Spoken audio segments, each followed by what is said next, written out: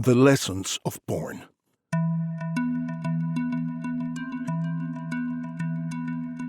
Would you ever take a drug that takes hold of your mind and heart to plant abusive and degrading images and ideas there, which you can never then forget?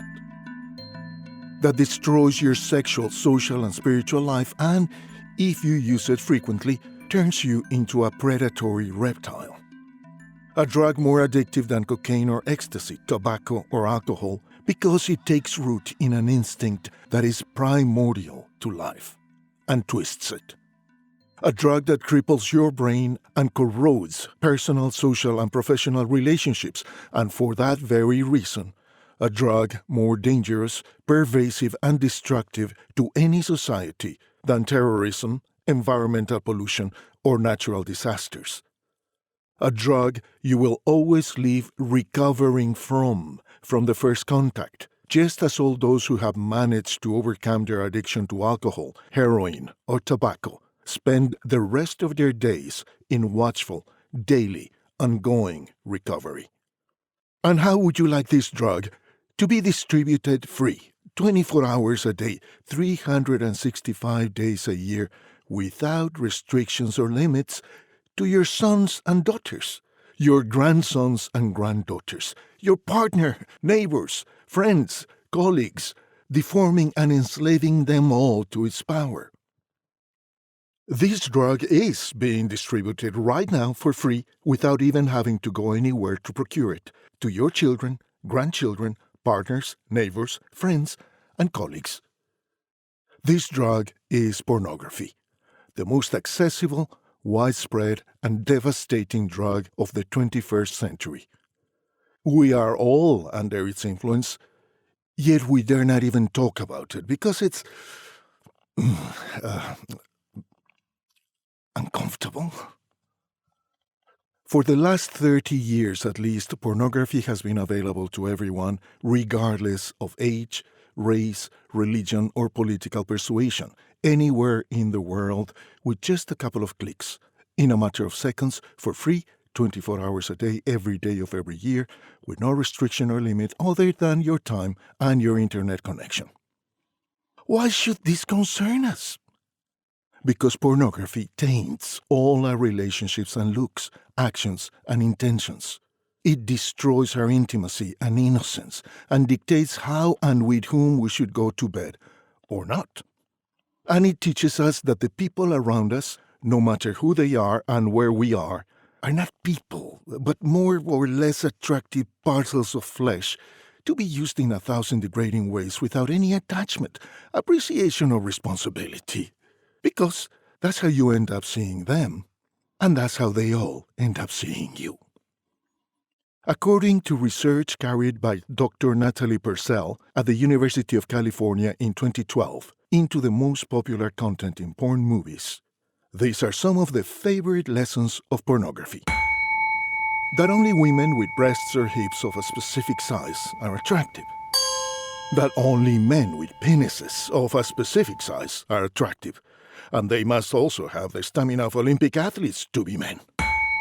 That sexual intercourse, the most intimate physical contact and contract we will ever establish with anyone, is mere recreation, without physical, mental, moral, emotional, or spiritual consequences. That promiscuity is a great idea, even amid a pandemic.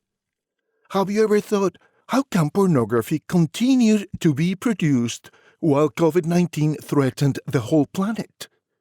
You and I were cooped up at home, disinfecting our hands 10 times a day, taking extreme precaution, overdoing hygiene, wearing masks to cover our mouths. It was illegal to gather in public, to visit our own relatives in hospital or nursing homes.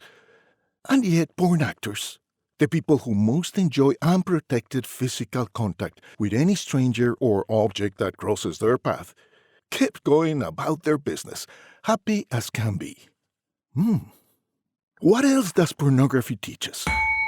That the more partners we have, the greater our worth as men, women, or individuals.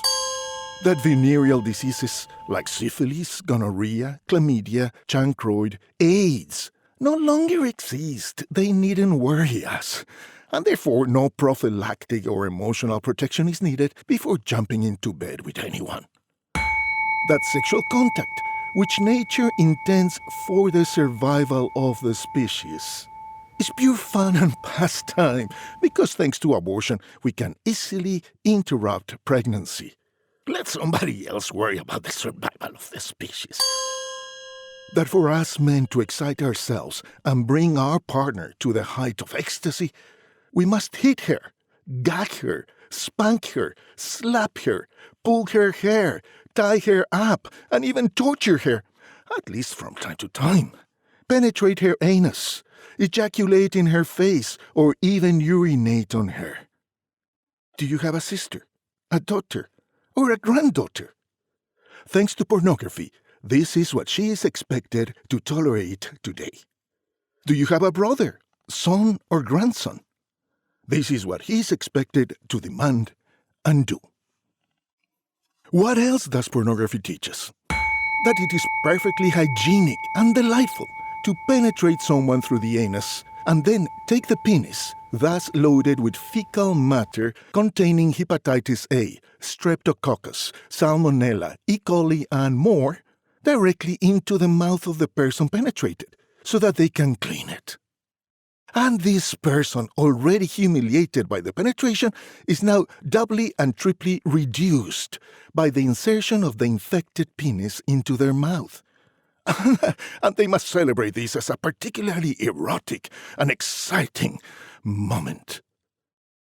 Imagine your daughter, granddaughter, and younger sister denigrated in such a way. Pornography teaches us and our children that men are simple predators with no greater aspiration ever in life than sexual conquest, and that women might as well abandon their puritanical squeamishness once and for all, because, come on, deep down, they are creatures in heat all the time, whether at the office, school, home, neighbor's house, picnic, supermarket, train, plane, even in church. Oh, women are bunnies in heat, entirely unable to resist the advances of the hairiest of yokels. And they give in immediately, and even ask for more. How wonderful and uplifting the lessons of this most addictive and impoverishing drug of the 21st century. What other lessons does pornography have for us? That you should share your partner with your friends, your neighbors, your enemies, any stranger in a club or on the road. Swing on! That incest, yes, incest, the worst idea ever for the health of the family and the genetic code, is fun. It's a great idea that fathers and mothers must use their daughters and sons for sexual gratification, and vice versa. That daughters and sons must constantly be spying on their father and mother to jump out and offer themselves to them as partners, completely twisting the function and purpose of the family as a protective environment for children. That infidelity to your partner is of no consequence, unless, of course, they are unfaithful to you. Infidelity only proves that you are very hot, very desirable, and highly sexed, as I have heard some women describe themselves. That you must shave your genitals so as not to cause rejection or disgust. That the one thing you can't miss on any holiday, or that course you're taking, or your new job, is a sexual fling with some unknown stranger there. That men are not men, and women are not women unless we have a life of sexual promiscuity.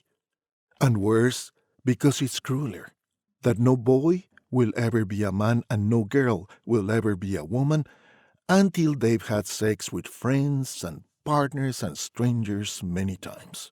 That your actions and addictions nowadays have no impact on your career and your future, because your future employers, friends, associates, neighbors, or clients, your children and grandchildren will watch all your videos on the internet forever and ever, and yet they will still offer you a job, associate with you, be happy that you are their neighbor, leave their kids with you, that you are their mother and grandmother, and they will embrace or hire you without any fear that your sexual escapades will be associated with their brand or their name.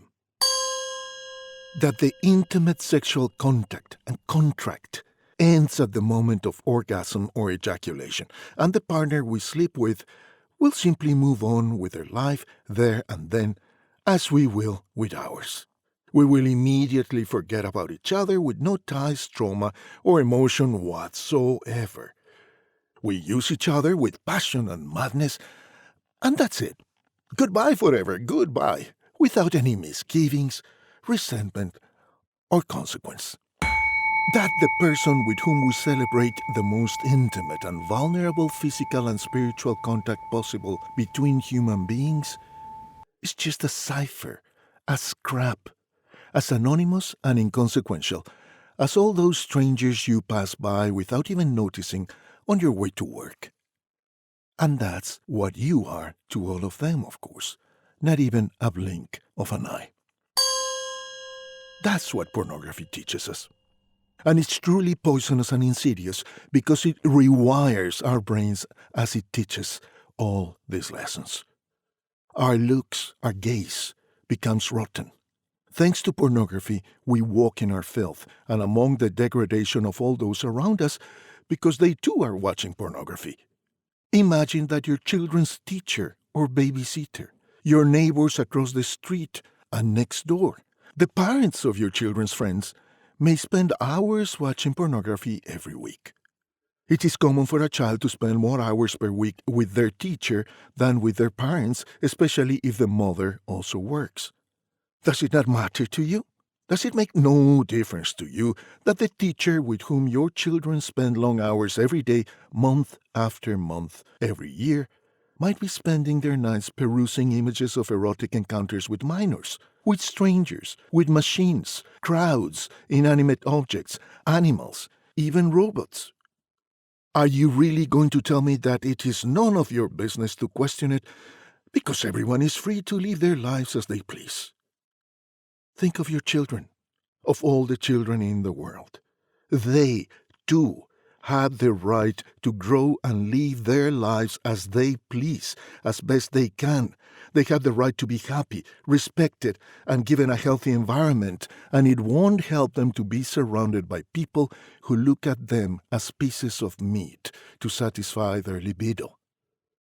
Realize that the same applies to your doctor, dentist, postman, the courier who comes to your house with packages, that taxi driver who picks you, your partner, your sister, your daughter, your mother, and the corner shopkeeper, the gardener, the watchman, the policeman, the waiter who serves your food, the chef who prepares it, the ice cream vendor, your schoolmates or workmates, your bosses and superiors, and those of every person in your family.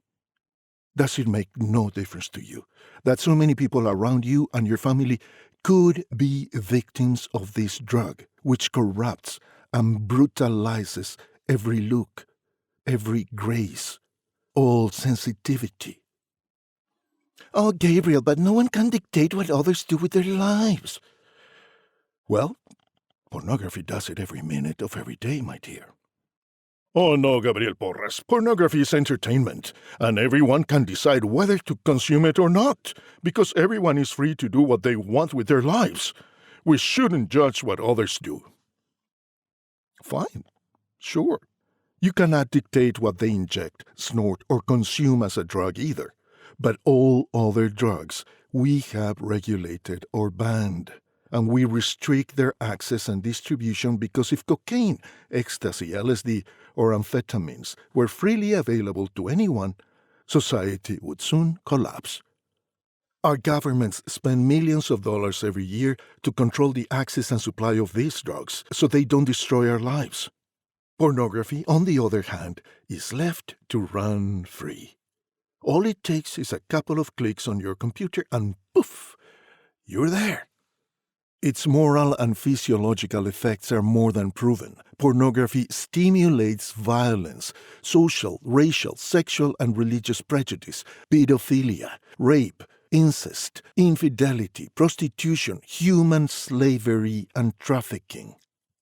And it is proven that it can rewire our brains to make us more reptilian, less human, less intelligent, and less compassionate. Pornography runs freely in every corner of the planet and enters uninvited. Our homes, schools, families, communities, customs, and fantasies, whether we want it or not, whether we procure it or not, thanks to the connectivity of the Internet. You and I are adults. You and I have already navigated and emerged more or less badly wounded from the process of physical development and socialization.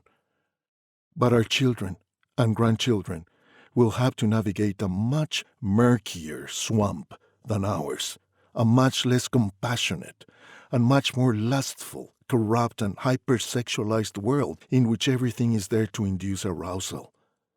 Our children are not free to make their own discovery of sexuality and make their own choices on their own terms in their own time. The encounter with porn forever stunts them with its reptilian vision of love, relationships, their own bodies. Our daughters and granddaughters will have to breathe much more polluted air than we do, literally and metaphorically. And it's entirely legitimate to compare pornography to environmental pollution, because no matter how well-educated, sensitive, open-minded, creative, friendly, or funny we are, an ecological catastrophe will kill all of us. All of us. So will a moral catastrophe. Pornography is as insidious and devastating a poison as nuclear fallout or the pollution of the seas. Pornography is the environmental pollution of hearts and minds. If we do nothing about it, we are cowards. And our children and grandchildren, our daughters and granddaughters, will demand answers from us with tears and hatred in just a few years. If we do nothing about it, we earn their contempt and condemnation because we handed them a poisoned world in which they will suffer alone and wounded all their days by a stunted and degrading sex life already predetermined for them by the lessons of porn. And what about other societies and cultures that are less industrialized and corrupt than ours? We are corrupting them too. When a culture is less shallow and cynical than ours, the poison falls on ground that is even less prepared to resist it. Imagine a man, woman, or child stumbling across pornography in Tibet, in New Guinea, in the Congo, in the mountains and plains of Asia, Alaska, or Latin America. Their culture, their family and social structure are much more close-knit and intimate than ours.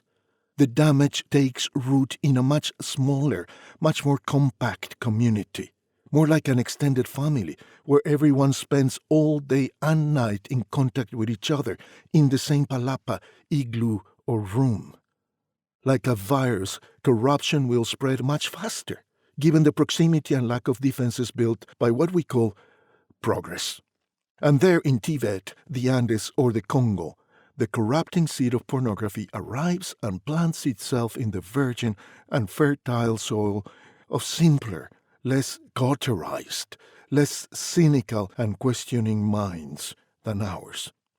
We are responsible for them and their children too, because the women and all the minors of that remote community are, like our children and grandchildren, exposed to a monster that will devour them, a beast that can only see them as sacks of meat for its reptile pleasure.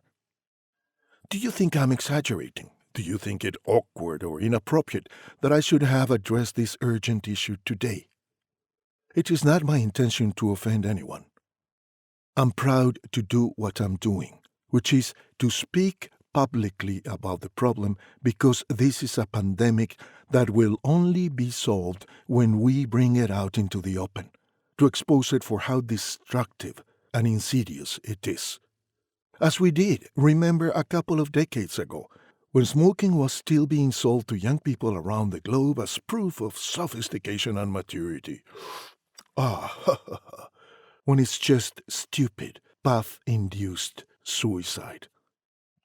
Do we want a world where we are less human, less intelligent, less compassionate and transparent? Of course not. The first and most significant step towards the solution is talking publicly about the problem. Stop kidding yourself that this is a male problem, because now up to 40% of pornography users are women and girls. We need to destigmatize it so that those most affected by addiction to pornography, and 4 out of 10 of these are women, can feel free to seek and find help. The more naturally we can talk about it, the less shameful it will be for all of us to seek help and advice. Another practical step would be to require every pornographic product and channel to have, like cigarette packs nowadays, huge and explicit warnings that the consumption of this product, even in small quantities, is harmful and irreparable to health, or some similar message. There are many valuable resources everywhere. There are blogs, podcasts, and YouTube channels dedicated to this fight. Search for Fight the New Drug, Changing Attitudes, Exodus Cry. Start by watching the YouTube film Nefarious and others from Exodus Cry, and Raised on Porn, about the effect of pornography on school children. I'll leave this and other links below. Get informed, get involved. Thanks for listening. I am Gabriel Porras, professional voice artist. Visit me at gabrielvoice.com and radiantwhispers.com. Please share this message with others, because we all need to hear it. Let's fight together for a better world.